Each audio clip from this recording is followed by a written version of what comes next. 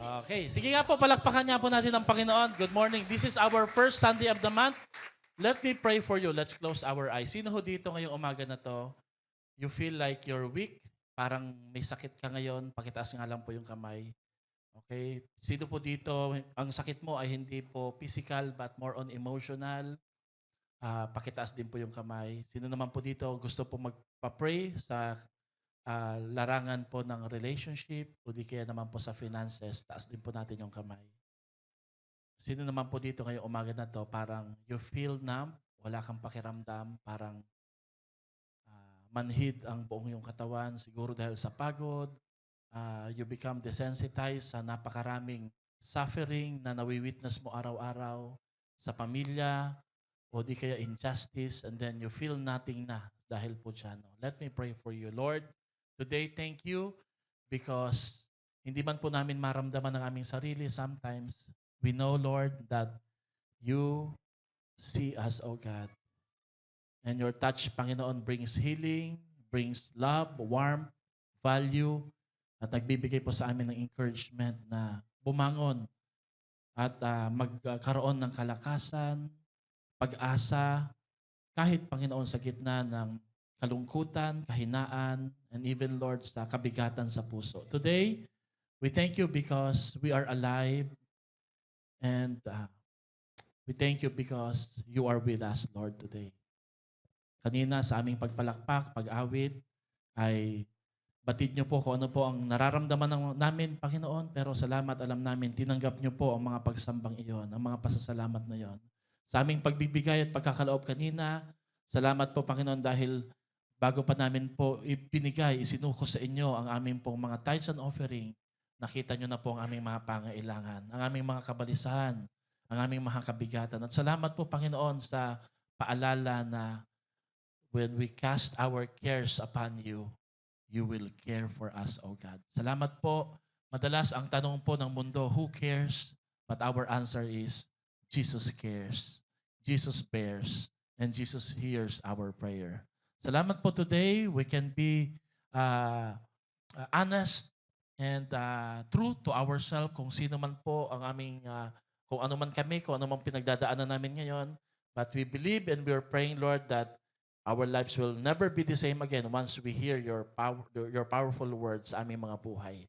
Ito po ang aming dalangin sa pangalan ni Kristo Jesus, na aming Panginoon. Lahat ay magsabi ng Amen. Palakpakan natin si Lord, no? Okay, let's all be seated.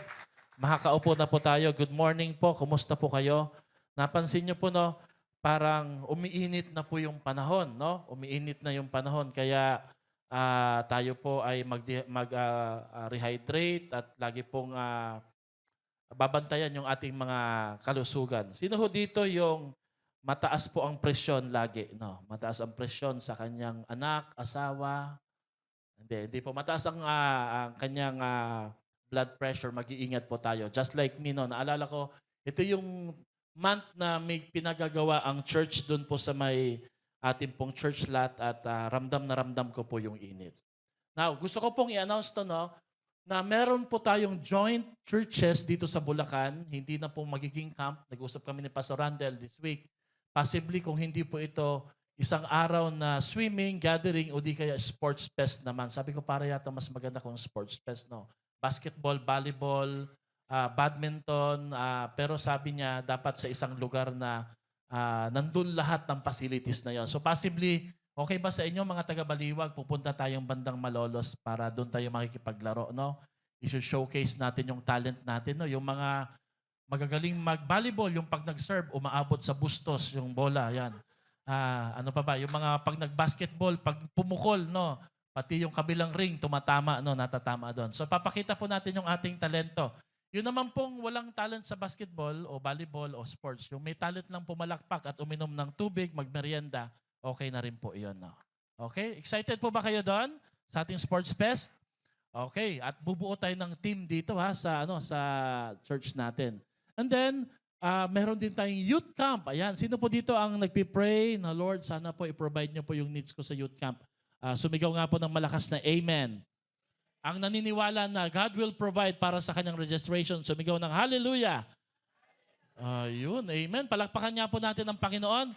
Thank you, Lord. Thank you para po sa ano na yun. No? So ngayong umaga na to, tayo po ay magsisimula sa isang bagong series for the month of May. Tatawagin natin tong The Legacy of the Gospel, pero mamaya babanggitin natin yung subtitle. Actually, yun talaga yung pinaka-main, no?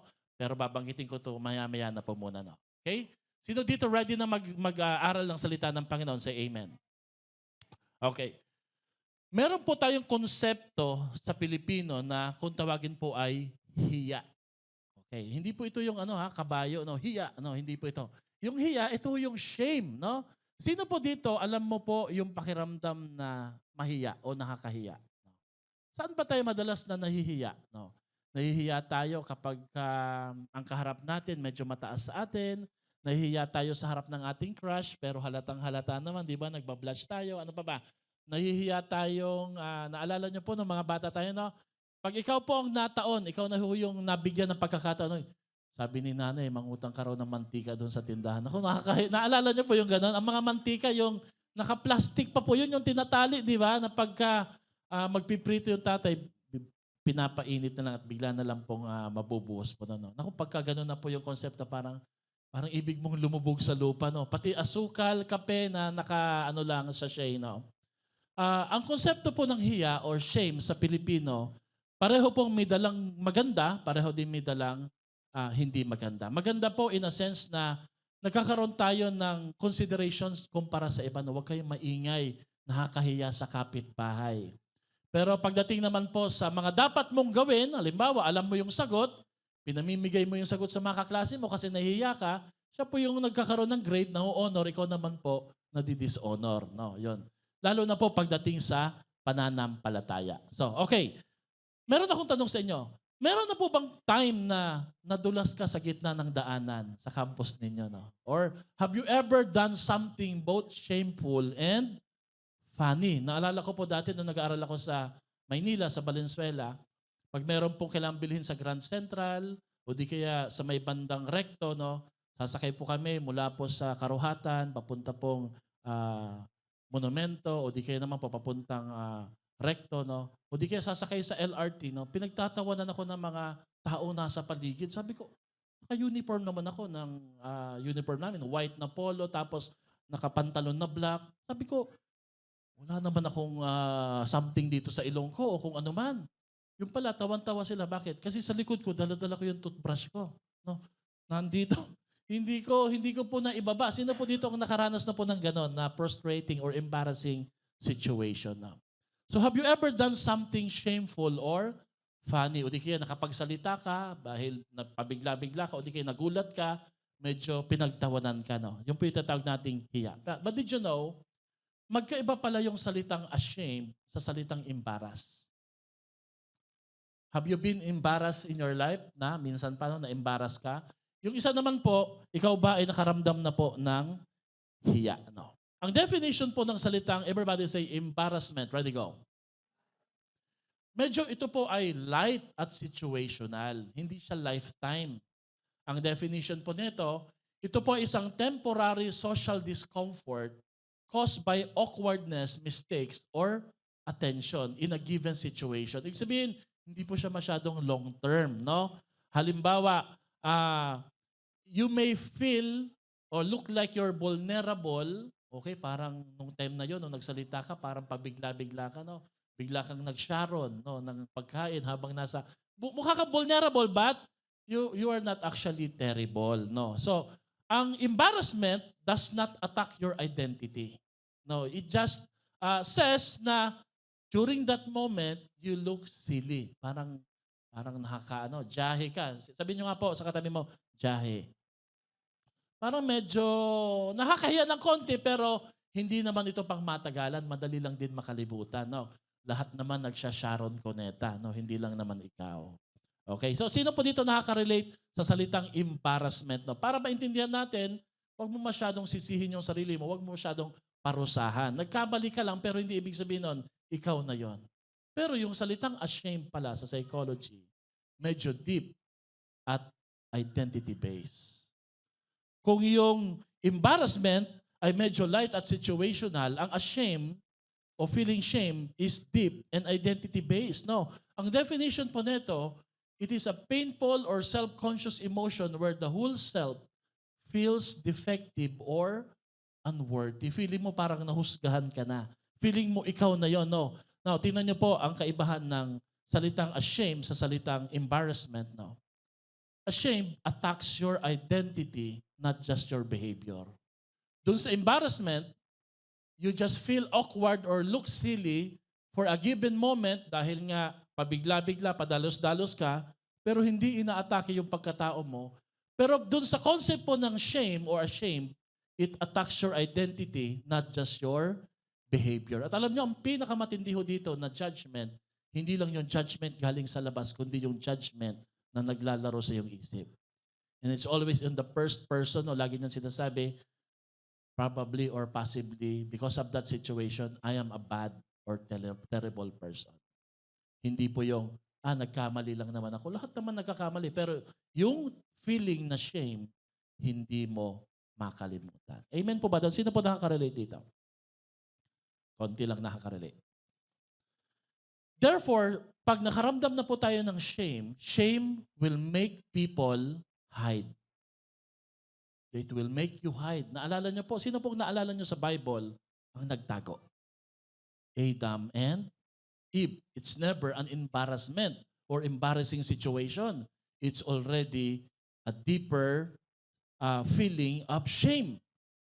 It makes them distant. Sinong alam niyo sa Bible ang lumayo o medyo dumistansya sa ating Panginoon? Si Peter, tama. And then, it will make you blend in. Ibig sabihin nun, sa karamihan, sasali ka, sasama ka. Bakit? Yun yung mas popular, yun yung mas ginagawa, regardless kung tama man yan o mali, gagawin mo. Lahat ay naninigarilyo, gagawin mo rin kahit hindi ka sanay, no? O hindi dapat nagawin. Gagawin mo ang pangungopya kasi lahat nangungopya, ikaw na lang ang hindi.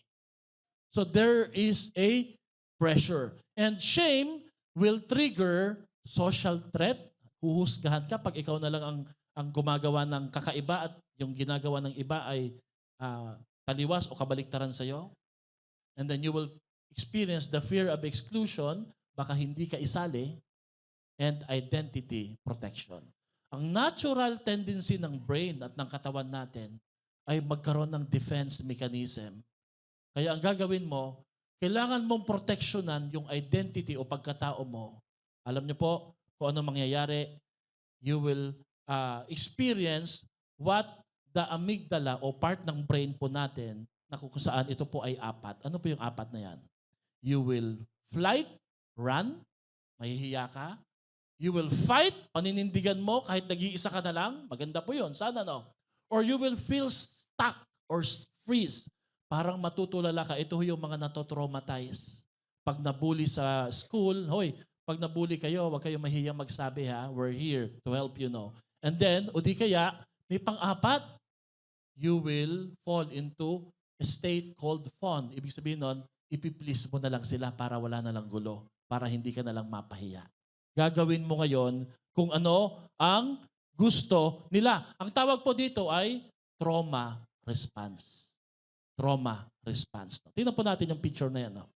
Flight is described or illustrated as running away from the bear. Kung halimbawang may bear na sasalubong, yan kasi madalas na ginagamit na illustration sa apat na F na to, no?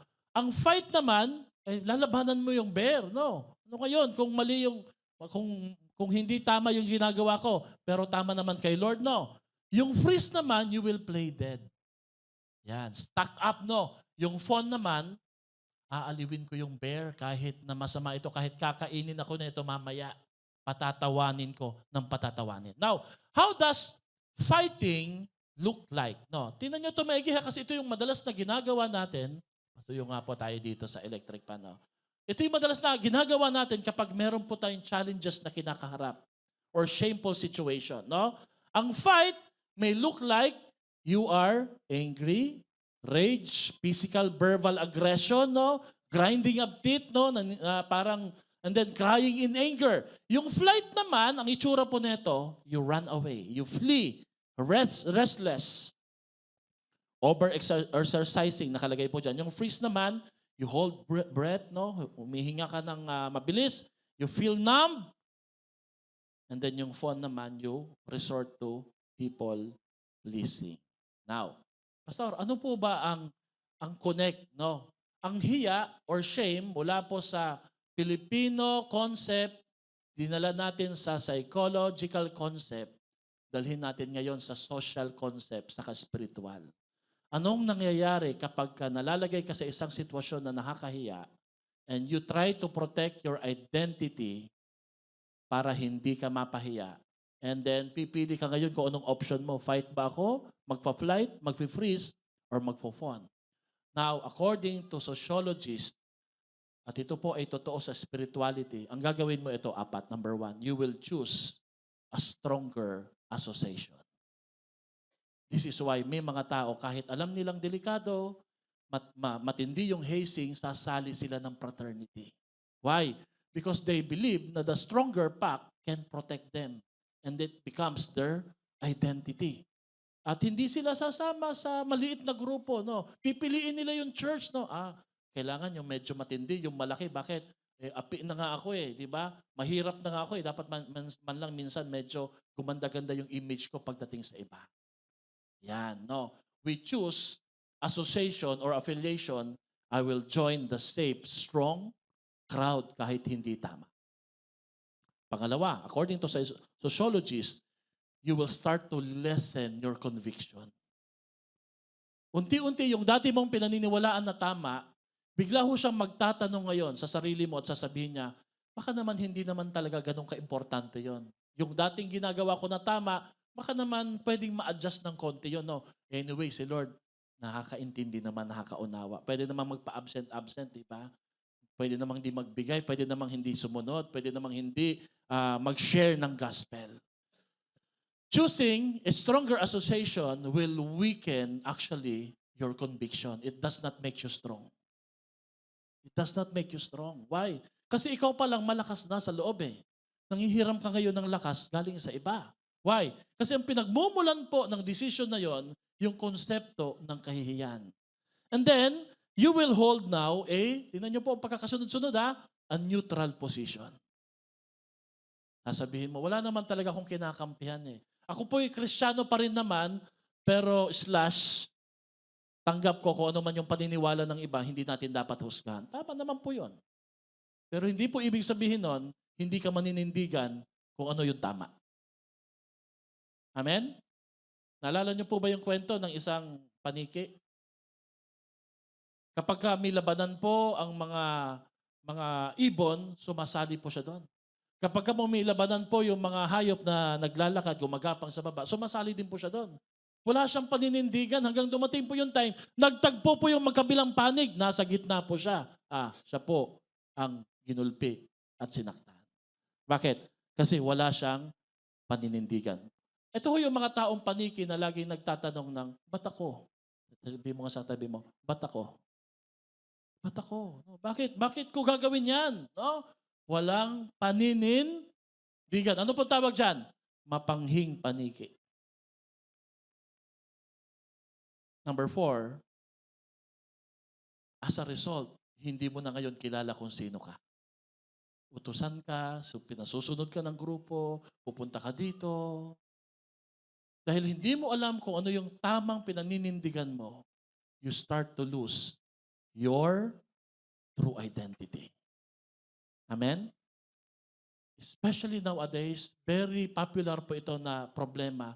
Maraming Kristiyano nawawala yung identity nila. For the sake of keeping people happy, pleasing others, accommodating, we keep on saying yes sa maraming mga schedule to the point that we say no to the most important thing, ang ating Panginoon. By the way, this is not to criticize, diminish, but this is to bring awareness na buti pa nga po yung mga LGBT, meron silang tinatawag na Pride Month. Tama ba? Okay, nandyan yan sa picture. Meron silang tinatawag na Pride Month.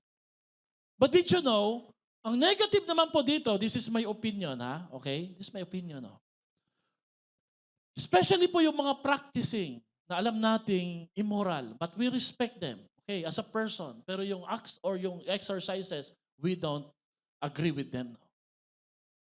Totally, para pong sinasabi, yung pagkakasala ni Adan at ni Eva at pagsuway nila kay Lord, hindi dapat ikahiya. Dapat ipagmalaki pa. Bakit? Yun ikaw eh. Now, pag tinitingnan ko po yung konsepto na to, parang totoo nga eh. Parang, sorry dito sa term ha, pero hindi ito positive in a way na pagkakasabi ko, no? Buti pa yung iba, kahit mali yung ginagawa, proud sila. Proud sila. Today, many believers are silent at work, quiet in school. Basahin natin ng sabay-sabay. Go. Don't take a stand. They are so careful on social media. They are afraid to speak out about Christ. They avoid being identified with Christ. And they take a casual and neutral stand. Now, tanungin ko kayo, totoo po ba ito? Yes. Now, sagutin natin, bakit? Sige, sabihin mo nga sa katabi mo, bakit ka ganyan? Go. Bakit ka ganyan? Kung hindi naman, hindi siya yun. No? Not because they don't want to believe, they don't want to be associated with Jesus, but it's because they don't want to feel ashamed. Ayaw nilang mapahiya sila. So that others don't want to become ashamed, and they expect everyone to approve them. Yan. Gusto natin maaprubahan po tayo, no? Now, para maintindihan po natin ito, ang konteksto po ng ating series na Unashamed, si Paul nasa Rome. Si Apostle Paul nasa Rome. At during that time, ang Rome ay superpower city. Nandun po ang kapangyarihan, ang power, ang popularity, ang prestige, ang philosophy. Nandun din yung persecution. So gusto mag-aral ng mga tao. By the way, sa Rome, sila ho nagpauso ng engineering, yung Pax Romana o Roman Road.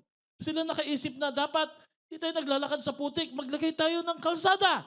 So engineering, construction, doon napadali yung gospel. So humanga din yung mga Christian na napapalibutan po ng Rome under the influence of Rome. But at the same time, nandun po yung pakiramdam na mag-give in ba kami dito sa kultura nila o maninindigan kami bilang Kristiyano? Susunod ba kami sa kanila? Because during that time, Rome being the superpower, Christianity and disciples of Jesus looks weak and fragile. Nothing appealing sa kanila. Pag dumadaan sila, wala silang dating sa mga Roma. Bakit? Isang sundalo lang ng hukbo niyang patay lahat ng mga yan. Anong gospel nyo, di ba? Ang tingin nila sa cross, it's a defeat. The symbol of cross to them is a symbol of foolishness. Kaya maintindihan nyo sa mga aklat ng Corinthians, nandun yung pakiusap ni Paul, nandun yung hamon niya, no, that the message of the cross is not foolishness. Because during that time, ito yung pinakikinggan at pinaghahari ng mga Kristiyano dahil they were mocked and marginalized. Kaya yung Romans 1:16 na salitang ashamed, it came from the Greek word epaskonomai. Nang ibig sabihin po, tingnan niyo po kung ano po ang relation nito ngayon sa konsepto natin ng shame. It means shrinking back. To deny association. Oh, parang pareho kanina, no? Afraid to be identified. Distancing self from someone. And then, sabay-sabay tayo. To hide allegiance to, you are in a vulnerable position once they learn that you are a disciple of Jesus during that time. Kaya, gustuhin man nila na sila ay makilala bilang tagasunod ni Kristo, mas pinipili nilang magtago. Bakit? Kasi si Paul, na dati pong Saul muna, meron po siyang strategy, house-to-house persecution. Hindi po visitation. House-to-house persecution. Tignan niyo po ang sitwasyon po ng Kristiyano at ng mga disipulo nung panahon ni Paul sa Rome, sa aklat ng Romans especially. No? So ang Christ natin, si Kristo, ang cross at ang Christian, everybody say the Christ. Ready, go. The Christ, the cross, and the... Okay, may tanong po ko sa inyo. Pwede bang Christian ka pero hindi ka identified kay Christ? No. Pwede ka bang Christian but you don't carry the cross? Pwede bang Christian ka pero komportable buhay mo lagi? No. Ayun yung sinasabi ni Paul. Natatak na yan sa buhay ninyo. Na ano man ang gawin ninyo, whether yumaman kayo, nung time na yun, marami mga Christian din, nagkaroon din ng position sa Rome. Nagkaroon din po sila ng yaman, tumaas din sila pero hindi na bago yung pananaw ng mga hintil, ng mga Romano na kayo ay associated kay Kristo. At nagtatanong po ang mga Christian na tanong, anong pwede namin gawin? Ano pa bang posisyon, ano pa bang pag-aaral pwede namin gawin para mabago ang pananaw nila sa atin? Sagot ni Paul, wala na. Kasi nakatatak na yan. Na kahit anong gawin mo, isn't it true kahit sa work? Pag wala silang mahanap na mali sa iyo, hahanapan ka ng mali sa iyong pananampalataya kay Lord. Say amen nga po, no? Is it true? Amen? Kahit anong husay mo, galing mo, no? Pagdating po sa pakikisama, ginagawan mo na ng lahat. Pero gagawan ka pa rin nila ng kwento. Bakit? Lagi nilang titingnan ang tatak ni Kristo sa buhay mo na mukhang you are on the disadvantage side. Is it true? Tama? No? Narinig yun na po ba to sa mga reunion, sa mga tito-tita nyo, no? Ba't ka nagpalit ng reliyon? Kung kailan ka pa tumanda, saka ka nagkaganyan. Parang ibig mo sabihin, kayo nga po kung kailan ho kayo tumanda, di ho kayo nagbabago. Tama, no? Walang karunungan. Huwag niyo po sasagutin na ganyan. Amen? Sino po dito, unti-unti na nagiging malinaw sa iyo yung topic natin, say amen po. Si Ate Tess lang po nag-amen. Noon pa man si Ate Tess, ano ko na to fan club ko na to Okay. So, the Christ, the cross, and the Christian. Amen? Amen po ba doon? Kahit ma-promote ka pa ng pinakamataas, pag totoo kang disipulo ni Kristo, yung marka na yan, hindi na yan mawawala sa mga tao. Tandaan niyo po yan. Kahit anong pilit ng pagbabago mo ng image mo, maglagay ka ng mga gamit, pormahan mo yung sarili mo, pag totoong Kristiyano ka, hindi mawawala sa kanila yung konsepto na yan. Na ikaw ay tagasunod ni Kristo. You are weak sa tingin nila. Tingnan niyo po. Paano ho tinitingnan ng Rome, ang mga Christian, ang mga disciple during that time? Number one, they think that these people are foolish. Baliw. Pero mo po, ibibigay yung buhay kay Lord, susunod, magpipreach ng gospel. They were criminals. Lumalaban sila sa estado ng Romano. Kung sinasabi ng Rome, bawal ito, gagawin nila, mag-gathering sila. Di ba? Naalala niyo po nung lockdown, di ba? Nag-church pa rin tayo. Sabik na sabik. The more na pinagbabawalan tayo, lalo natin ginagawa. Bakit? Hindi tayo sanay Amen? And then, mga mahirap ang mga yan. Gusto mo bang ma-associate sa mga suffering people? Gusto mo bang makilala na kasama sila? The defeated. Bakit? Yung Diyos nila pinako. Nakakahiya yung ginagawa nila. They are powerless. Wala silang Caesar nakakampi. Wala silang Poncio Pilato nakakampi. Walang gobernador na pwedeng mag-vouch sa kanila, mag-back up. Si Jesus lang. Nasaan si Jesus? Yun yung madalas na sinasabi ng mga taong hindi naniniwala kay Lord. They are persecuted. Nakakababa ang kanilang pagkatao. They are marginalized. Pero hindi lamang po sila rejected. They are hunted every day. Nung panahon po ni Emperor Nero, ang mga Christian po pinapakain sa mga leon. Nilalagay po sa amphitheater. Papanoorin po sila na habang nakikipaglaban sa buhay, nilalapas sila ng leon. And then pagdating ng gabi, sila po'y pinapahiran ng alkitran at ginagawa po silang sulo sa palasyo ni Emperor Nero ng Rome. Kaya pag may mga dumadalaw, search nyo po to sa history, kahit po sa mga high school at college, no? Pag may mga dumadalaw po na mga consulate o mga hari, maririnig nila, Emperor Nero, I heard Christ. No, sino po ba yun? Oh, those were Christians that I made a church. I made them a church. Sila po yung mga naging sulo ng puno ng alkitran at nagsisiga, nag-aapoy na yung buhay. What I mean, mga kapatid, hindi popular during that time ang maging Kristiyano. Not just hindi popular, hindi dapat. Kung kumpara ngayon na social media lang atake sa'yo, siguro noon may dahilan si Paul para mahiya para kay Lord. At hindi gawin kung anong pinagagawa ng Diyos para sa Kanya. Amen po ba doon? Romans 1:16, this is the conviction of Apostle Paul, sabi niya. Sa lahat ng yan ang ba tingin nyo sa amen? Ganyan ba kami? Mahina kami, okay? Wala pa rin dating lahat ng gagawin namin. Kami kaaba-aba dahil associated kami ni Kristo. Sinabi po ito ni Paul sa harap po ng mga Roman soldiers. Sabi niya, I am not ashamed of the gospel. For it is the power of God for salvation to everyone who believes.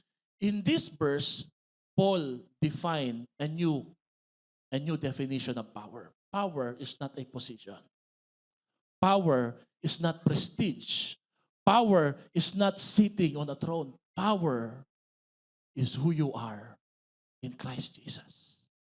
Countercultural po mga disciple nung time na yun eh. Ito yung pinaniniwalaan nyo na magiging safe ka lang, magiging ligtas ka. Power for Paul is having a purpose bigger and longer than this life. Power is when you are being used ng ating Panginoon in a greater and mightier way. Kaya pag tinignan nyo po, sabi niya, hindi man sinasabi ng iba, ako na lang. Sabi niya, sa akin muna, I am not ashamed. Pwede po bang basahin natin ito na malakas? Ready, go. For I am not ashamed of the gospel, for it is the power of God for salvation to everyone who... Now, ang sabi ni Paul, dinefine niya kung anong isabihin ng totoong power. Power is not just power here on earth, but power even in eternity. You may kill us. You may hurt our body, but you can never hurt our soul. Why? Because as believers of the Lord Jesus Christ, saved by the gospel, blessed by God, forgiven, we have a home in heaven. Amen. Palakpakan niya po natin ang ating Panginoon. Yan yung sinasabi ni Apostle Paul. Now, can you imagine po, yung mga nanghihinang Kristiyano nung time na yun, bigla po silang lumakas ang loob nung narinig nila ang katatagan at conviction ni Apostle Paul na sabihin, hindi ko kinahihiya ang pagiging disipulo ni Kristo. Lalo na ang kanyang ebanghelyo. So, tingnan natin to si Paul. Ito si Paul. Habang pinapalibutan po siya ng maraming mga Roman soldiers, kinukutya siya, pinapahiya siya, kinukumbinsi siya, balik ka na siya. Bumalik ka na sa dati mong pananampalataya. Sabi ni Paul, I refuse to blush for Christ and for the gospel. No. Why? Why would I do that? Hindi ko gagawin yan. Pangalawa, I will not conceal my allegiance to Christ. Hindi ko babawiin. Hindi ko babawiin. Kung sino ako, ngayon na binago, nakakilala na ako kay Lord, hanggang kamatayan ako ito. I will be forever identified as a true disciple of Jesus. Kaya yung mga kahirapan pinagdaanan ni Paul, lahat yun, karamihan po doon, sinadya ng mga Roman soldiers para talaga pabagsakin ang kanyang spirito. Faith, according to Paul, is not being popular but being faithful. Hoy, hindi ka sisikat pag ikaw ay anak ng Diyos. Sa mundong ito, sa ibabaw na ito. Lalo na sa harapan po ng mga taong hindi mananampalataya. You will never be popular. Dagdagan ko po yan, you will never get rich and powerful when you serve Jesus. But that's okay because life is not about popularity. Life is all about faithfulness. Are you faithful kay Lord? Sa opisina, pinagtatawadan ka kung ano yung tama na ginawa mo. Basta dapat tama din yung ginagawa mo. Lagi ka mapipersecute. Subukan mong huwag gumawa ng tama, kasama ka nila. But that would be shameful sa harapan ng ating Panginoon. Ayon kay Paul, kung buhay siya ngayon, parang niyang sinasabi, yung Romans 1:16, this is just my personal interpretation sa verse na yun, no? You can follow Christ and choose and chase applause from people. Hindi ka pwedeng sumunod kay Kristo habang hayok at gustong-gusto mo lagi ang palakpak ng madla o ng tao. Pipili ka ng mga salita. Maging ingat ka ngayon ng pagsunod mo kay Lord. Bababaan, hihinaan mo ang iyong commitment sa Kanya. Si Paul, in-identify na talaga niya yung sarili niya eh. At ang sabi po ni Paul, if you live for approval, you will die by rejection. Mamamatay ka lang din naman eh. Pero mas maiging mamatay na ang Diyos ang nag-a-approve para sa iyo. Kung hahanapin mo approval ng tao, darating yung time, the very people na nag-approve sa iyo, ito rin yung mga taong, the very people na magpapabagsak sa iyo. Do you believe on that? Remember Jesus, those people who follows Him and says, Hosanna in the highest. Ito rin yung mismo nag-alsa at nagsabing, ipako sa krus.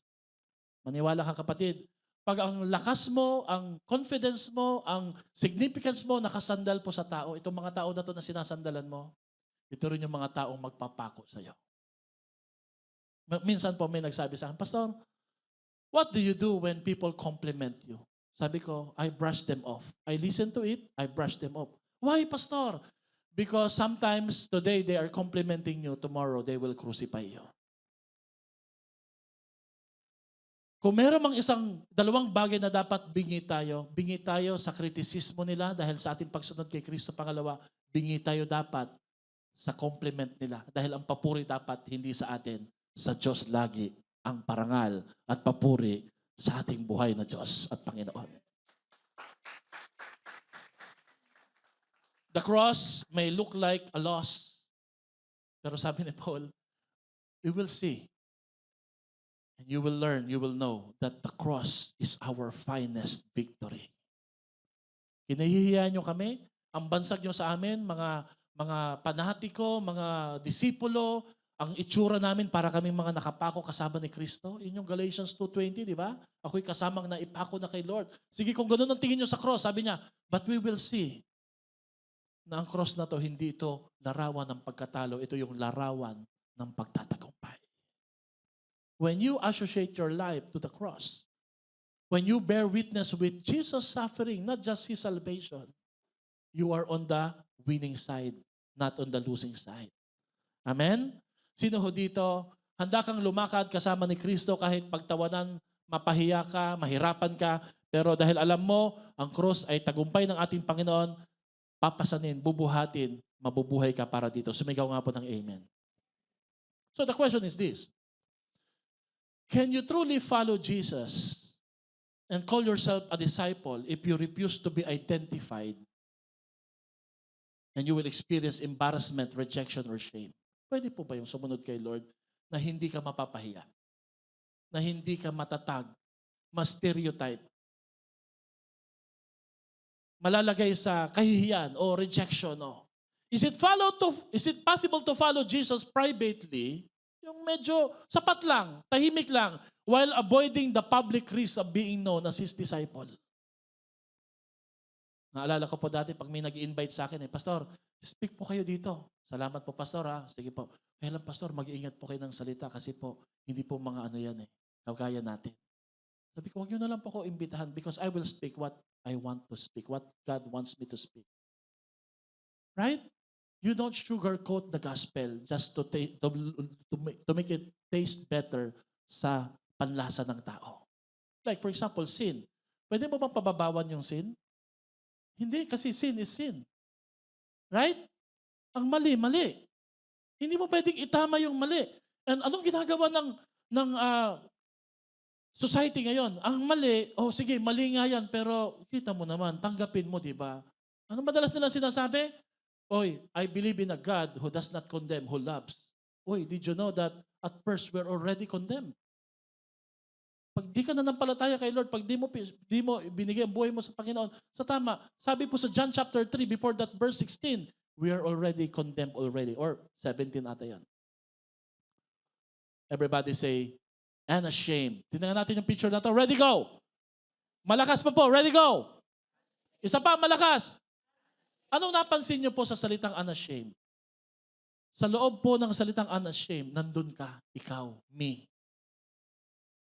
Ikaw yon. So you're supposed to be unashamed for Jesus. Okay? Sabi sa Tagalog, hindi ko ikinahihiya ang magandang balita. Sabagat ito ang kapangyarihan ng Diyos, sabay-sabay tayo, para sa kaligtasan ng go. Bawat sumasampalataya, una, at gayon din sa mga Griego. Okay, paano tayo hindi mahihiya para kay Jesus? How to be unashamed for Jesus? Boldness, courage, and confidence in sharing Christ. Now, are you ready mga kapatid? Sino po dito hindi mahihiya para kay Lord? Sumigaw ng amen. Number 1, remember your identity. Who you belong to. Kung gusto mo pong hindi mahiya, para kay Lord, manindigan sa tama, Talagang ang nagmarka talaga sa akin noon, no, bakit po ako nagpapatuloy kay Lord. Nagmarka sa akin, ano man ang gawin mong pagpapasikat, pagpapakyut, pangsisipsip, hindi mababago ang tingin ng tao sa iyo na ikaw ay disipulo ni Kristo. And for them, you will always be on the disadvantaged side. Do you agree? Kahit ano pag gawin mo, dito talaga. Bakit? Kasi po tingin nila iba ka. Pero sige, iba ako. Iba ako dahil may Kristo ako sa aking puso. Amen. Palakpakan nga po natin ang ating Panginoon. Remember your true identity. Pwede po ba yun? No, pagbalik ni Lord, bigla ka na lang magtatanggal ng maskara. Lord, ako nga po pala to. Diba? Ako nga po pala to. Before boldness exists, identity must come first. Isa pa nga pong basa. Ready, go. Totoo ba yun? Hindi ka pwedeng maging matapang at manindigan sa isang pagkatao o pagkakilanlan na hindi ikaw. Diba? Nagtatapang-tapangan ka. Pag hinamon ka, paano ngayon? Pag pinatulan ka. Pag tansyado mo, ano man po yun, negosyo, trabaho, dahil napag-aralan mo na ikaw yon, kaya mong ilaban. Sabi mo nga sa katabi mo, ilaban mo. Diba? May mga ganun, mag-uusap kayo mag-asawa. Kaya ba natin to? Oh, kilala ko, sarili natin, diba? Kaya natin magtipid, kaya natin tong pagtulungan. Kaya natin to. That's your identity. Bago magkaroon ng katapangan, dapat maging malinaw ang ating pagkakakilanlan. You know, kaya maraming mga Kristiyanong nahihiya. Sa una pa lang, hindi clear sa kanila sino sila. Pag nahalo tayo, parang nag-iiba na tayo. Pag Sunday, Christian tayo, paniki tayo. Pagdating ng Lunes, nagiging ano na tayo? Aso. Sunod-sunuran. Sino ka ba talaga? Now, let me tell you who you are in Jesus. Remember who you are in Jesus. You are saved. Sabay-sabay tayo. Ready, go. You are saved. You are loved. You are chosen. You are blessed. You are forgiven. You are adopted. You are empowered. Sabi mo nga sa katabi mo, that's who I am. Ako ay minahal ng ating Panginoon. Palakpakan niya natin si Lord, no? Amen? Nakakalimutan natin eh. Sometimes, pag may ginagawa tayong kabaliktaran sa ating pagkatao, kailangan nating ibalik yung konsepto, sino ba talaga tayo? This is not who I am. No? And when we fail, dapat hindi natin sisihin masyadong sarili natin at sabihin, ito na siguro ako, I'm a failure. No. Failure is part of your life. It's just an event. Don't make it your identity. Amen? Huwag nating payagan na dahil nagkamali tayo, itutuloy, ikakarir. Sabi mo nga sa katabi, huwag mong karirin. Di ba? Pag pangungopya, nahuli ka lang ng ngopya, ako na to. Di ba? I'm a Xerox copier. No? Never forget who you are in Jesus. Never forget who you are in Jesus. Okay? Wala ba yan dyan? Ano po nakikita nyo sa paligid po ng salita na yan? Diamonds, you are valuable in Jesus. Jesus is the treasure that you could never afford, yet you get Him for free when you receive Him as your personal Lord and Savior. Parang ang ibig sabihin po ni Paul dito, taliwas po sa inyong konsepto ng kapangyarihan, kailangan nyong ipagsipsip, paghirapan, kailangan nyong i-please yung tao. Sabi niya, sa amin ang konsepto namin ng power, it's freely given from the Lord who is gracious, who loves us unconditionally. Jesus. Sabay-sabay tayo. Go. Jesus is that you could never afford, yet you get Him for? Okay. Tingnan mo nga yung katabi mo, sabi mo sa kanya, sino ka? Uy, hindi ako sino ka. Di ba? May joke na ganyan. Huwag na nating ituloy. No? Okay. Remember your identity. Number 2, remember your security. Anong ginawa ni Jesus sa'yo? Diba? Bakit kailangan gantihan mo ang Panginoon? O dapat madamay o malagay siya sa alanganin. Remember what Jesus did for you. Anong ginawa ni Jesus sa'yo? Namatay siya sa krus para sa'yo, di ba? Binayaran niya ang isang kasalanan na hindi mo kayang bayaran. Ang isang pagkakautang na kahit ano pang gawin mo, binabayaran mo pa rin yung, anong tawag doon? Principal ba o capital? Yung tubo pa lang, no? Yung interest, hindi pa yung mismong kabuuan, no? At the cross, Jesus was mocked, beaten, crucified publicly. Sabay-sabay tayo. But He never, lakasan nyo naman para naman kayong hindi kumain eh. Ready, go. But He never,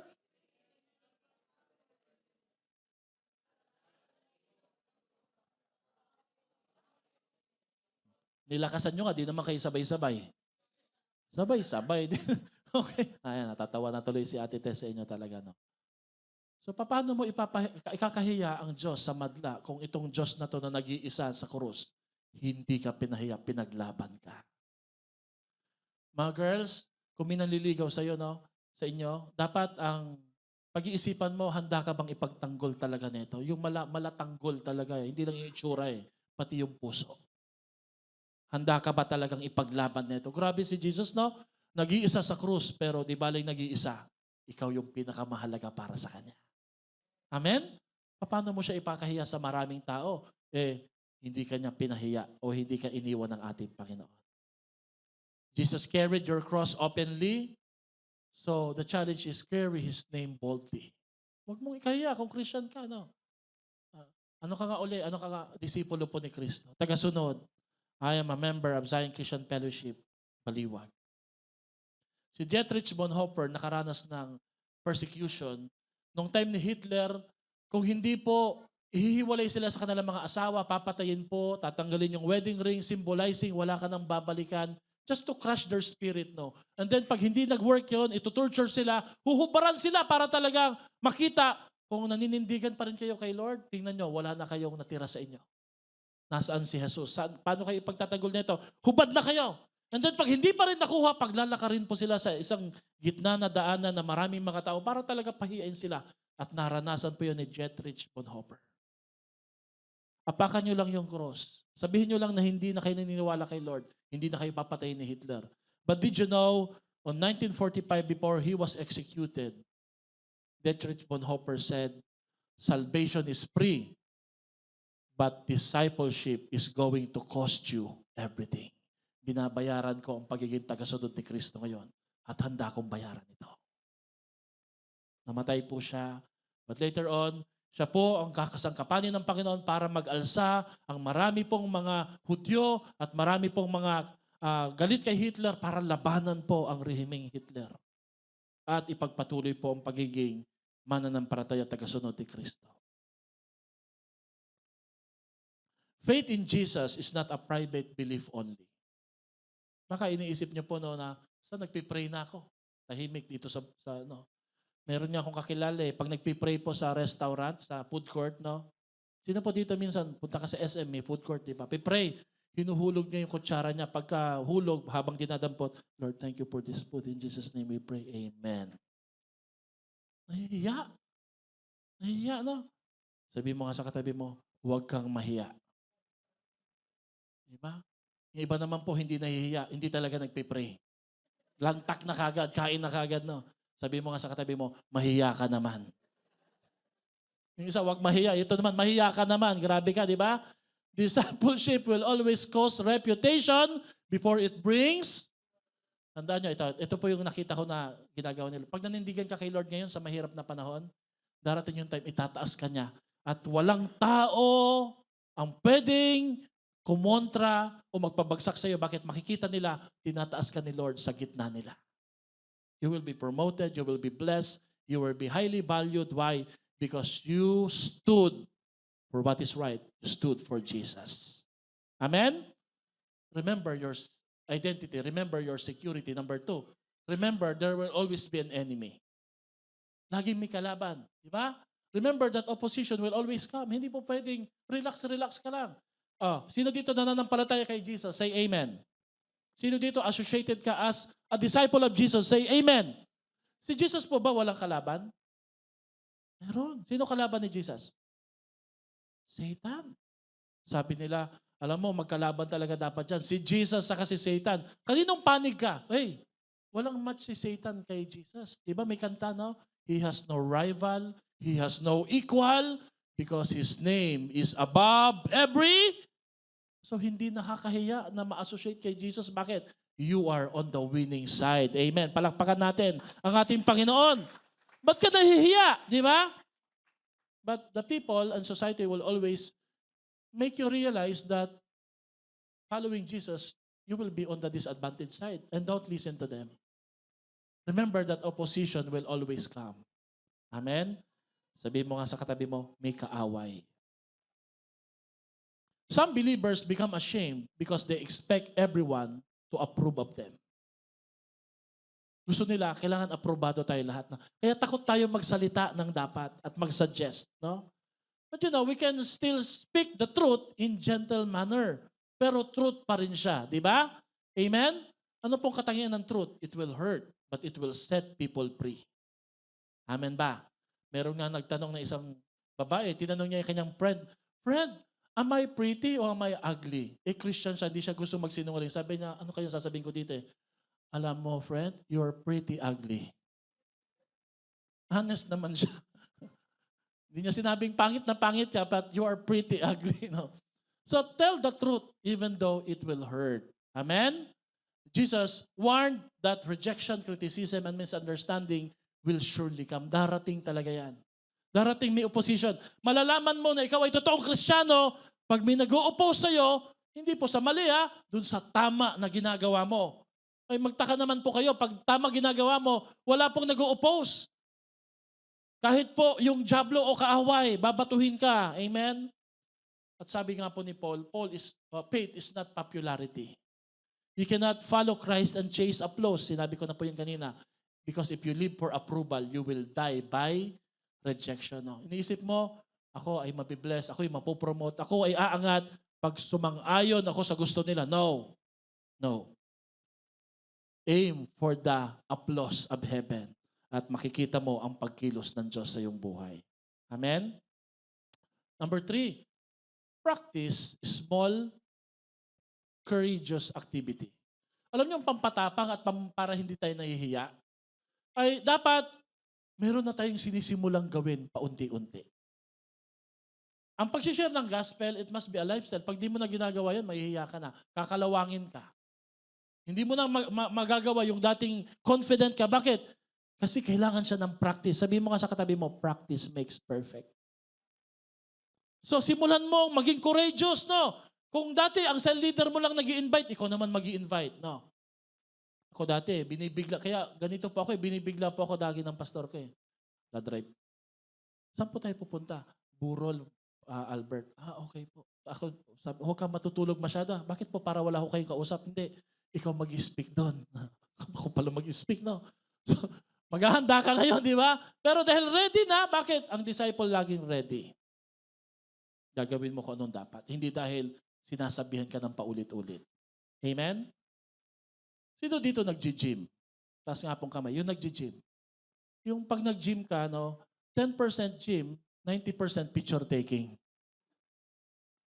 Puro sapatos ang pinipicturan, mga damit, Nagja-jogging, 10% jogging, 90% chika. Hindi naman ganun, Boldness grows like a muscle. The more you exercise, the more you do it, lalong lumalakas, So wag kang mahihiyang gawin ang maliliit. Mag-invite, magsabi, ano ngayon, Simulan mo para medyo small lang, punta ka sa Glorieta. Small ka agad na yun, Mag-preach ka doon, mag-share ka, mag-invite ka. Di ba marami dito, nandito ngayon, nakakilala kay Lord. Bakit? Hindi nahiya ang mga life group leaders nyo in approach, nilapitan kayo. Therefore, sila po ay mga walang hiya. Para kay Lord naman, para kay Lord. Palakpakan nga po natin ang ating mga life group leaders. So pray before meals publicly. Ano ngayon, di ba? Mention the church naturally. Post scripture verses. Share testimony with one friend. Paghandaan mo lang yan, invite someone to worship. Stand for the truth. Because small obedience will become bigger courage. Sino po dito ngayong linggo na to? Meron taong pinapalapit ng Diyos sa'yo. Dapat mong share ng gospel. Ano yung una na dapat nating alalahanin? Una, dapat alalahanin mo ang iyong identity. Pangalawa, alalahanin mo ang iyong security. Pangatlo, dapat kilalanin mo sino yung kaaway. Pangatlo, pang-apat. Ayan, nagkahalo-halo na Okay, pang-ilan na po ito? Ano ba talaga? 4, 5. Dahil magulo tayo, gagawin ko na lang Voltes 5 ito. Stay close to Jesus. Intimacy. Alam nyo ba na pag malayo ka kay Lord, lalo ka magiging mahiyain para sa Kanya? Amen? Sabihin mo nga, stay close to Jesus. Why? Distance will always create shame. Pag dumidistansya ka kay Lord lagi, di ka na nagbabasa ng Bible, di ka na nakikinig, di ka umaattend ng life groups, no? Mahihiya ka na, no? Kalaunan, hindi ka na talaga susulpot, no? When you stop praying, stop reading, stop worshiping, you become spiritually weak. Buti sana kung weak lang, pero ikaw ngayon ang pagkain ng diablo. Madali kang ma-discourage, madaling pumasok ang negative sa mindset mo. Di ba? Totoo po ba yun? In isolation, the devil attacks us. At nag-create siya ng mga deception. Diyan nangyayari po ang mga hindi magagandang pangyayari sa buhay po natin. You will be prone to temptation at pagbagsak. Pero ang kagandahan, intimacy will bring confidence. Pag lagi mong lagi kang nagdidesisyon na piliing maging malapit kay Lord, lalo kang magiging matapang. Tingnan niyo po yung picture na to. No? Si Peter, what happened to Peter? He denied Jesus 3 times. Why? He denied Jesus 3 times because he followed Jesus by a distance or at a distance. Ewan ko kung bakit may manok dyan eh. May manok paalala, di ba, ng tilaok siguro, di ba, no? Kaya araw-araw pagising natin, napapaalalahanan tayo ng pagdideny ni Peter, no? Ano kaya nangyari kung si Peter sumunod lang kay Jesus saan man siya magpunta? Maring mapako siya, maring masaktan siya, pero siguro no, trending, kakaibang kwento sa Bible, dalawa silang nag-resurrect. Kasama si Peter siguro, o may himalang nangyari kay Peter, no? May kaligtasan. Sabihin mo nga sa katabi mo, don't follow by a distance. Wag play safe. Wag paniki. Wag ba't ako, no? Ano naman ang nangyari kay Peter nung siya po ay nagbalik loob kay Lord? Actually po, ang Lord ang naghanap sa kanya eh. Sino dito naniniwala, when you feel like giving up, God will never let you go. Say amen. Hindi ka talaga bibitawan ng Diyos na to, no? Hinabol ng Panginoon si Peter. And when Peter was restored, Peter now is a different Peter. He start preaching boldly at Pentecost. Grabe. Nung nag-preach na si Peter, sinasabi na niya ang kanyang association, allegiance sa ating Panginoong Jesus. Madaling malaman kung you're following Jesus in a closer manner, no? You become courageous. Yung mga nag-share this week, hindi na po ako magtataka bakit close yan kay Jesus. Pag nag-aalab ka para sa Panginoon, isa lang pong ibig sabihin nun, no, hindi mo pwedeng itago yung apoy na yan na nagmumula sa ating Panginoong Jesus. Closeness to Christ will produce courage for Christ. The closer you walk with Jesus, the less you will fear the crowd. Unti-unti hindi ka na matatakot. Isa po sa kinakatakutan ko, stage fright, magsalita sa harap. Sino po dito? Ganun din, kapareho. Ayaw mo magsalita sa harap, no? Di bali nang utusan ka, gawin ito, hindi na lang magsalita. No? Pero the more you do it for the Lord Jesus Christ, may hiya, may takot pa rin, pero ibang hiya na. Dependence na kay Lord. Okay din yung nahiya at natatakot. Bakit? Para mag-pray ka sa Kanya at hindi ka maging mayabang. Amen. May paalala po si David sa mga natatakot sa tao. Sino dito takot ka sa tao? Na-intimidate ka sa professor mo, sa teacher mo. Pag nagsalita sila kahit mali, alam mong pinapahiya na nila ang Panginoon, di ka maka-imik. Bakit? Kasi baka ibagsak ka, no? Psalms 118 verse 6 says, the Lord is on my side. I will not fear what can man do unto me. Ang Diyos ay nasa panig ko. Hindi ako dapat matakot. It's a decision. Why? Anong kayang gawin ng tao laban sa akin? Amen? Sabihin mo nga sa katabi mo, sa Diyos ka lang matakot. At sa nanay mo. Bukod doon, wala na dapat. No? Amen? Amen? Palakpakan nga po natin ang ating Panginoon. Come on, come on. And last, pinaka-last, how do we become unashamed for Jesus? You know, ito lang po yung paraan na pwede natin gawin para talaga pong marami pong makakilala kay Lord. Sino po dito, pagdating ng ating church anniversary, you wish to see your loved ones, family, and friends come to the Lord Jesus Christ in obedience and in salvation. Say amen nga po, no? Hindi po sila pupunta dahil lang po sila'y nanaginip, kinausap ng Panginoon. Pupunta po sila, makakilala sila kay Lord kung hindi ka mahihiya. Kung nga po, sinaran ko yung tatay ko eh. Una kong sinaran, tatay ko talaga, nung ako naging Kristiyano. Una kong share, bigo agad, rejected. Pero okay lang, kasi meron pala akong dapat baguhin sa buhay ko. Hindi nila makita ang totoong pagiging Kristiyano ko. Hindi ako sumusunod, Christian ako, pero lagi ako nagbabasketball. So, tinama ko, inayos ko yung buhay ko, at sila po ngayon na nakakilala na sa ating Panginoon.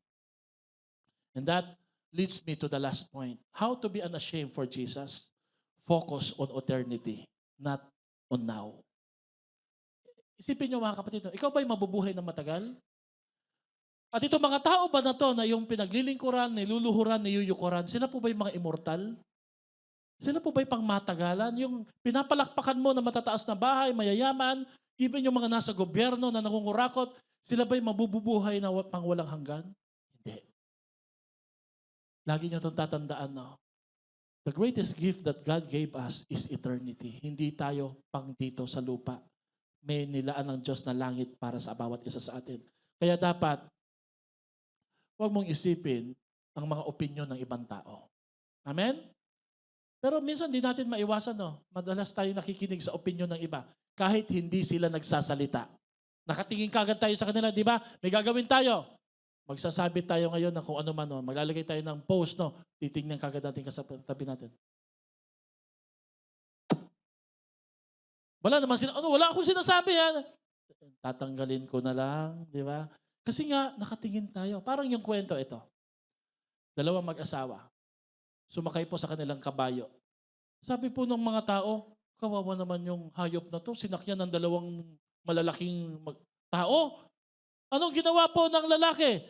Eh di, siya po yung naglakad. Pinasakay yung asawa. Napaka-stupid naman ng lalaki na to. Eh, yung nakalagay ha. Hinahayaan lang niya masumakay yung asawa niya. So ang ginawa niya, pinababa niya asawa niya. Siya sumakay. Sabi naman, cruel. No, malupit tong lalaki na to. No? Siya sumakay. Yung asawa niya, pinaglakad. Anong yung ginawa po nila? Naglakad silang pareho. At ang sabi nila, they don't even know how to utilize the mule o kabayo. No? Pero may panglima yan eh. Binuhat nila yung kabayo. Mga loko-loko. No, ba't nyo binuhat? No? This is our society. Amen? Agree? Agree po ba? People's opinion will last minutes, but Jesus' approval will last forever. So therefore, live for the audience of one. Ibig sabihin po, pag nagre-report ka, pag nag-share ka, pag ginagawa mo yung tama, pag nasa work ka, huwag mong isipin yung na tinitingnan ka ng iba. Ang lagi mong isipin, tinitingnan ka ni Lord. Yan yung konseptong living for the audience of one. Amen? Why? Why live for the audience of one? Tanungin niyo ako, why? Ayoko nga. Tanungin niyo ako, why? Because one smile from Jesus is worth more than 1,000 likes. Isang ngiti ng Panginoon. Di ba merong isang verse sa Bible, sa Psalms, smile on me, your servant. Wow! Di ba? Higit pa ho yan sa sandamakmak na palakpak.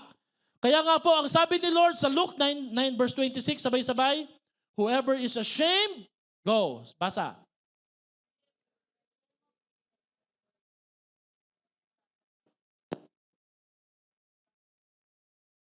Ang ikinahihiya ako, pagbalik daw po ng Diyos, anak, ikahihiya tayo. Thus it talks about salvation. Now you decide now, kung ang konsepto ng shame ay may kinalaman lang po sa temporary lang na pagkahiya, o may kinalaman po ito sa issue, kung totoo ba talaga nakakilala kay Lord?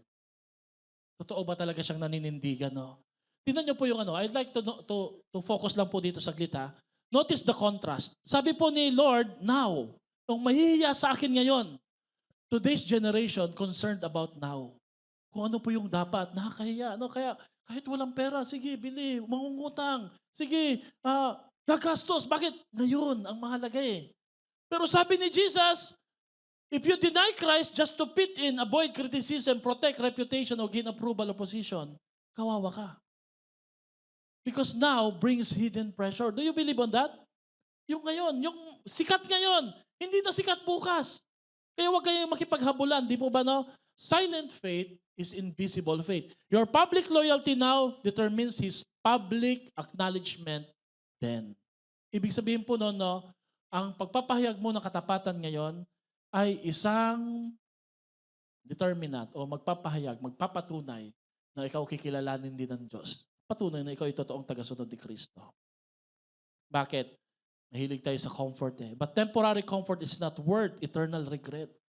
Huwag mong ipagpalit ang iyong paninindigan dahil lang po sa tao. Dahil lang po sa ngiti nila. Never trade. Sabay-sabay tayo. Never trade eternal. Oo, di ba, no? Matuto tayong magtiis. Kung mapapahiya, okay lang mapahiya. Makontento tayo. Yung contentment in Christ, napakalaga niya, no? So, may tanong pa ko dito, just for the sake of application. When being pressured, tanungin mo sarili mo, what would Jesus want me to say? Am I protecting my image or honoring Christ? Will this matter in eternity? Tama? Ako po ba ay, ito po bang ginagawa ko? Pagharap ko kay Lord, mahalaga ba to? Hindi na. Di ba? Hindi na. Okay? So ano po ang dapat natin gawin? First, don't be ashamed of the cross. Huwag kang mahiya sa cross. The cross may seem shameful, may seem criminal, but the cross is our victory in Jesus. Pangalawa, don't be ashamed of your testimony. You may say, wala ba yan dyan? You may say, my story is messy, my past is embarrassing, but broken stories displays God's grace at its best. Tama, no? Ang isang buhay na marami pong pinagdaanan, lalong gumaganda. Naniniwala po ba kayo doon? Remember po yung konsepto po ng kintsugi na pag kay Lord, hindi ka tsugi. Meron ka pang tsansa. Broken pieces of furniture or ornaments, ay meron silang way para i-attach ang mga to. At alam nyo, ginagamit nila? Gold. Gold powder, no? Kaya lalong gumaganda, lalong nagiging valuable, lalong nagiging mahal ang presyo. Pero kung titingnan nyo po, siya po galing po sa mga pera-perasong nawasak, no? Ano po ang challenge nito sa ating testimony? What happened to you in the past does not make you less beautiful. Sabay-sabay tayo, ready, go. Because in God's loving and powerful hands, every broken piece is restored, made into something even more beautiful. You are not broken. You are healed. You are whole. And you are deeply valuable. I want you to face your seatmate at sabihin mo sa kanya, you are not broken. You are whole. Ano man ang nangyari sa'yo, ano man yung hindi mo nakuha, hindi mo natanggap, ano man ang pinagkait sa'yo ng mundo o ng tao, tandaan mo, buo ka pagdating sa harapan ng ating Panginoon. Papurihan natin siya. Come on. Palakpakan natin ang ating Panginoon. Amen, amen? Amen. Now, tingnan niyo po yung picture na to si Jesus. Nakayakap sa krus, pinako sa krus. Nahiya ba siya sa'yo? Hindi. Hindi mo pa nga alam kung ano yung ginawa niya eh. Hindi ka pa pinapanganak eh. Proud na ang Panginoon para sa'yo. Hindi mo pa siya pinipili, pinili ka na ng ating Panginoon. Grabe, no? Hindi ka pa nananampalataya, naniniwala ang Lord na one day tatanggapin mo siya bilang sariling Panginoon tagapagligtas. Next picture, no? They mock us for being a Christian or a disciple of Jesus. Pero hindi tayo dapat mahiya. Amen? Ano ba ibig sabihin ng shame? Ano po ang konsepto ng shame? Self-condemnation, hiding from others, avoiding responsibility or connection, yan na. Pag nahiya tayo. Misbelief and then emotional isolation. Ganun pong nagagawa ng shame. Ano pang kayang gawin ng shame? It will silence your voice. It will hide your identity. It will accuse your heart. It will minimize your worth. It will enslave your future. Oh, grabe. At pagdating sa gospel, sa pananampalataya mo, anong kayang gawin ng shame? It will shrink you back from Christ. It will hide your faith. It will make you ashamed of association with Him. It will make you more concerned about others' opinion. And it has eternal consequences. Think about it, mga kapatid, pag nahihiya ka para kay Lord. Pero kung kagaya ni Paul sa Romans 16, hindi ka nahihiya, what does shame looks like to you or sounds like now? Shame means, I am seen by God. I am held by His loving love. I am accepted fully. I am made new. I am empowered, therefore, to live boldly for the sake of the gospel. Palakpakan natin si Lord. That's who we are. That's who we are. Si Lord may paraan para i-redeem yung shame kahit nakakahiya. Amen? Sino dito minsan ka nang pinahiya? Minsan ka nang binaba, inapakapakan ng iba, no? Ang sabi ng shame, kina Adam and Eve, hide, magtago ka. But grace says, come to me. And grace whispers, you are mine, so therefore, you're going to be fine. Dahil akin ka, ako bahala sa'yo. Hindi kita papapayaan. Amen? For those of you who feel shame right now, you feel like giving up, you don't want to continue or move on again, shame is never the headline of your story. The headline of your story is you are loved, valued, taken care of by the Savior's love. Amen? Sige nga po, palakpakan niya natin si Lord. No, wow! Hindi yun yung headline ng kwento mo. Kaya si Paul, hindi po siya nanatili. Meron po akong last verse na isi-share sa inyo. No? Nahihiya ka? But David says in Psalm 6 verse 10, all my enemies will be ashamed and greatly dismayed. They shall turn back. They will suddenly be ashamed. In other words, ang Panginoon ang magtataas sa iyo. Ang Diyos ang mag-aangat sa iyo. Ang Diyos ang magbe-bless sa iyo. Ang Diyos ang magpo-promote sa iyo. So tanong, saan mo tinatago yung faith mo ngayon? Who needs to hear your testimony this week? What fear keeps you silent? Fear of men? Fear of disapproval? And do you truly believe that the gospel is very powerful to save people? Anong sagot doon? Amen. Tayo po tumayo para sa isang panalangin. Anong sabi dito? Mag-pray nga po tayo. Taas natin yung kamay natin. Let's all stand.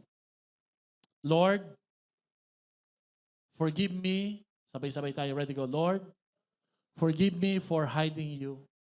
Give me the courage to speak your name. Help me love you more than people's opinion. Make me unashamed. Malakas. Lord, make me bold, not loud, but courageous, not pushy, but faithful, not ashamed, but grateful. Sabay-sabay na malakas. In Jesus' name we pray. Amen. Come on, palakpakan natin ang ating Panginoon. We will sing a song habang dinidistribute po yung mga communion elements.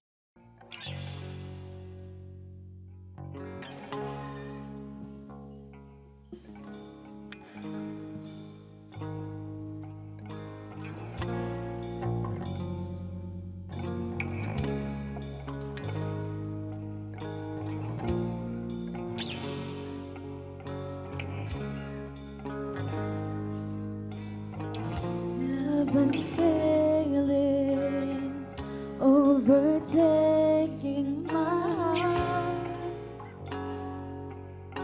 You take me in, finding peace again. Fear is lost in all you are.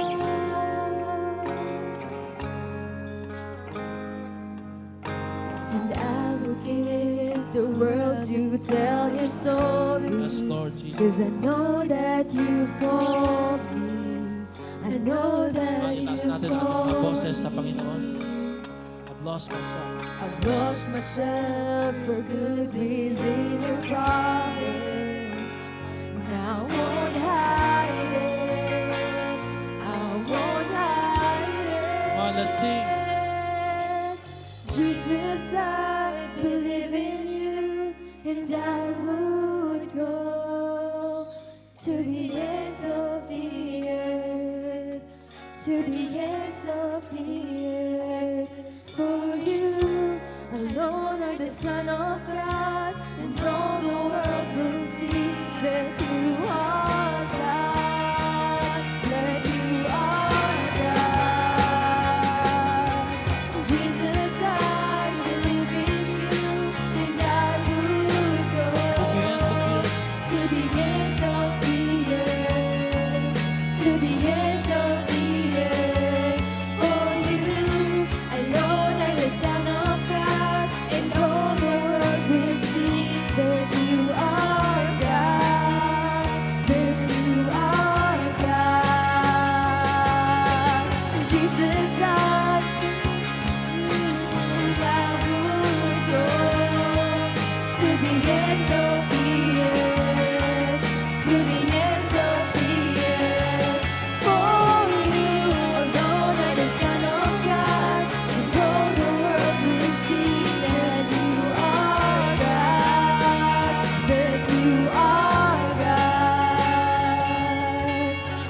Jesus, I believe in you, and I would go to the edge of the earth, to the edge of the earth. For you alone are the Son of God, and all the world will see that you are God, that you are God. Amen. Purihin po ang Panginoon.